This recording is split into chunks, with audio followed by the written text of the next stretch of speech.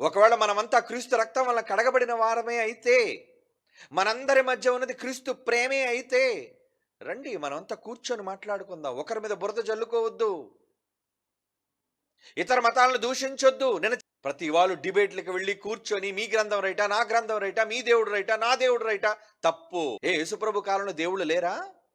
చెప్పండి. యేసుక్రీస్తు కాలంలో దేవుళ్ళు ఉన్నారా? లేదా? మొదటి శతాబ్దంలో ఎందరో ఉన్నారు దేవుళ్ళు. ఏ దేవుడు కోసం ఆయన నోరు విప్పి మాట్లాడాడు చెప్పండి? హ్మ్. పేతురు గారు ఏ ఇతర దేవతల కోసం మాట్లాడారు చెప్పండి? పౌలు గారు ఇతర ఏ దేవతల కోసం మాట్లాడి వాళ్ళ గ్రంథాలను తృణీకరించి ఇది తప్పు, మీ దేవతలు తప్పు అని అన్నాడు చెప్పండి? యేసుప్రభు తన బోధల్లో ఏ దేవుడిని దూషించాడు చెప్పండి? మీరు తెలుసుకోవాల్సిన నిజాన్ని మేము చెబుతున్నాం అన్నారు. మేము తెలుసుకున్న సత్యాన్ని చెప్పకుండా ఉండలేము అన్నారు. గ్రంథాల జోలికి వెళ్ళకండి, ఇతర మతాలను దూషించకండి. మీరు దూషిస్తే వాళ్ళని దూరం చేసుకున్న వాళ్ళు అవుతారు. ప్రేమతో సాధించండి.